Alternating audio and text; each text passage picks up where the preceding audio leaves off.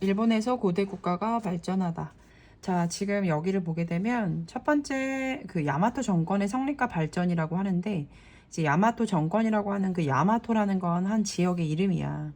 그리고 이때는 보통 중심 세력이 호족이었어. 일본에서는 기원전 3세기경부터 중국과 한반도의 선진 기술을 받아들여. 얘네는 섬나라기 때문에 뭔가 선진 기술을 자기가 만들거나 이러지 못했고, 중국이나 한반도로부터 기술을 많이 받았어. 그리고 나서 이제 벼농사가 이루어지고 청동기, 철기가 사용되면서 이제 고대 국가로서 이제 발전이 됐을 때 야요이 시대가 첫 번째로 시작이 돼. 그리고 이때 일본 열도에 많은 나라들이 생기거든. 그 다음에 야요이 시대가 첫 번째야. 두 번째, 야마토 정권이 그때 등장을 하게 돼. 야마토 정권이라는 건 야마토 지역에 호족들이 등장을 해서 주변 소국들을 다 통합해. 그러니까 힘센 사람들이 통합을 하게 되겠지.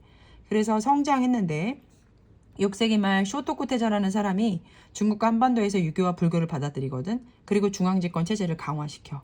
이에 따라 아스카 문화가 이제 시작이 되는데, 아스카 지방을 중심으로 이제 불교 문화를 받아들여서 굉장히 발달을 시켜. 자, 야마토 정권은 견수사와 견당사를 파견했다는 건 사절단을 파견했다는 거야. 중국이나 우리 한반도에 이 사람들을 파견해. 그래서 중국의 문물을 받아들여. 이러한 과정에서 당이 얼마나 멋진 나라인 거 알지? 당의 율령 체제를 모방해서 국왕 중심의 중앙집권 체제가 당의 것을 모방해서 세팅이 돼. 그것이 바로 다이카 개신이라는 건데, 이거는 야마토 정권 때 이제 중국 문물을 받아들여서 당의 문물을 받아들여서 다이카 개혁을 했다고 해. 그래서 다이카 개신이야. 그리고 7세기 말에는 일본이라는 또는 천황이라는 칭호를 사용하면서 왕권 강화에 이제 중심이 돼 있는 거지. 왕권 강화를 한 거야. 여기 보게 되면 금동미륵보살 방가사유상이라고 해서 이게 1번 같은 경우는 한반도 거, 2번 같은 거는 일본 거야. 그러니까 일본이 한반도를 통해서 불교를 받아들이잖아. 중국 것도 받아들이지만 우리 거를 좀 뭐 했다 싶으면 되는 거냐면 이렇게 벤치마킹을 해서 모방을 해서 자기네도 이렇게 불교를 만들어낸 거야. 여기까지 정리를 한번 해보자면 우선은 선생님이 지금 자 봐봐. 먼저 기원전 3세기경에 무슨 문화? 야요이 문화. 처음으로 야요이 문화라는 게 시작이 돼. 이게 내가 1번이라 그랬다. 근데 야요이 문화는 본인의 문물이 아니라 선진 문물을 받아들여. 벼농사, 청동기, 철기를 가지고 야요이 문화가 이제 시작이 돼. 그리고 나서 그 야요이 문화가 어느 정도 발달이 됐을 때 야마토 지역에서 고대 국가거든. 호족 연합으로 정권을 잡은 이제 호족들이 야마토 지방에서 통일 국가를 이루어. 여러 부족들을 통일을 해서 야마토 정권을 이룬다고. 야요이 문화가 1번, 야마토 정권이 시작된 게 이제 두 번째. 호족들이 이제 힘을 권력을 잡았다고 얘기했어. 그리고 통일 국가를 잡았다고. 그리고 나서 이제 아스카 문화가 발전을 하는데, 이 아스카 문화라는 건 야마토 정권 때 이제 아스카 문화라고 해서 쇼토쿠 태자가 불교나 유교를 다른 중국이나 이런 중국으로부터 견수사하고 견당사를 보내가지고 불교를 장려해. 자, 쇼토쿠 태자가 불교를 장려한 이유는 딱 하나. 바로 왕권 강화를 위해서지. 자, 이렇게 해서 야마토 정권이 잘 세팅이 돼. 그러다가 야마토 정권 때 하나 더 개혁을 이루는 게 바로 뭐냐면 다이카 개신이야. 이건 당의 율령 체제를 모방하고 정치 체제를 받아서 더욱더 왕권 강화를 이루지. 그래서 일본이라는 단어를 사용하고 천황이라는 호칭도 이때 사용해. 자, 야마토 정권 때는 바로 아스카 문화가 시작이 됐고 다이카 개신이 됐다. 다이카 개신은 중국 바로 당의 율령을 받아들여서 일본이라는 단어를 사용했고 천황이라는 단어를 사용했고, 아스카 문화라는 건 야마토 정권이 시작되면서 쇼토쿠 태자가 중국으로부터 불교를 받아들였다는 거. 견수사후 견당사. 이게 포인트야. 자, 그리고 나서 바로 헤이안 시대로 넘어가. 자, 이 헤이안은 헤이조쿄, 헤이안큐 이렇게 있는데, 자, 나라 시대라고 하는 거는 이게 이제 야마토 정권에서 그 다음 시대를 이야기해. 8세기 초 일본은 당의 장안을 모방한 헤이조쿄를 건설하고 수도를 나라로 옮겼어. 자, 자, 나라 시대에는 도다이사를, 이게 시험 문제 나오거든. 도다이사가 바로 뭐냐면 바로 그 절이야, 절. 절이거든. 여기는 좀 크게 안 나오는데 도다이사 지금 여기 불상 보이지?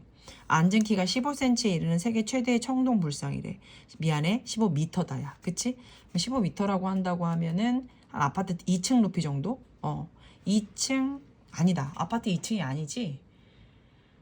3, 4, 12, 3, 5, 15. 한 4, 5층 정도 되겠다. 아파트 4, 5층 정도가 지금 앉은 키라는 거야. 이게 도다이사 절을 만들어서 이렇게 큰 불상을 보였다는 건 야마토 정권 다이카 계신 때 불교를 엄청나게, 그러니까 쇼토쿠 태자가 불교를 받아온 거잖아. 봐봐, 쇼토쿠 태자가 불교를 받아가지고 당의 율령 체제를 해서 다이카 개신을 한 건 왕권 강하고 아스카 문화 때 불교 문화를 많이 발전시켰잖아. 쇼토쿠 태자 때문에. 이게 야마토 정권 때인데 이거에 힘입어서 나라 시대 때 바로 헤이조쿄라고 해서 역시 당의 장하는 수도인 거 알지? 헤이조쿄라는 나라를 만들었는데 수도가 나라야. 근데 거기에 도다이사를 만들었다는 거야. 역시 불교가 되게 뿌리 깊이 들어가 있다는 걸 알 수가 있고, 자, 불교가 융성이 있다는 걸 알 수 있고, 고사기나 일본 서기 등 역사책, 그 다음에 만연집이라는 시가집이 편찬되었어. 시가집이라는 건 그냥 시집 같은 거. 근데 고사기하고 일본 서기는 역사집이야. 일본은 그 헤이조쿄 나라 수도를 갖고 있다가 헤이안 교토로 옮겨. 자, 헤이조쿄에서 헤이안교로 옮기는데 헤이안교는 수도가 교토야.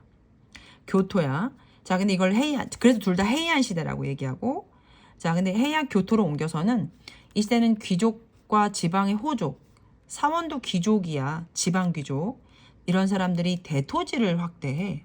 그러니까 토지를 이제 모으기 시작하는 거야. 그러면서 봉건제 비슷하게 이제 땅을 많이 모으면서 땅에다가 이제 무사를 고용을 하겠지. 그러니까 봉건제 시스템으로 바뀌기 시작하는데, 그러면서 중앙집권 체제가 무너져. 정부의 지방 통제가 제대로 이루어지지 않았고, 그다음에 지방 호족들은 장원을 지키기 위해서 무사를 키우고 무사를 고용했겠지. 이러면서 바로 헤이조쿄 때는 불교가 많이 융성을 했는데 헤이안 교토 때는 바로 왕건강화가 무너지고 바로 중앙집권 체제가 무너지고 장원과 무사들이 세력이 키워지게 되는 거야. 장원 땅 가진 사람하고 무사들이 이제 세력을 키워가는 거지.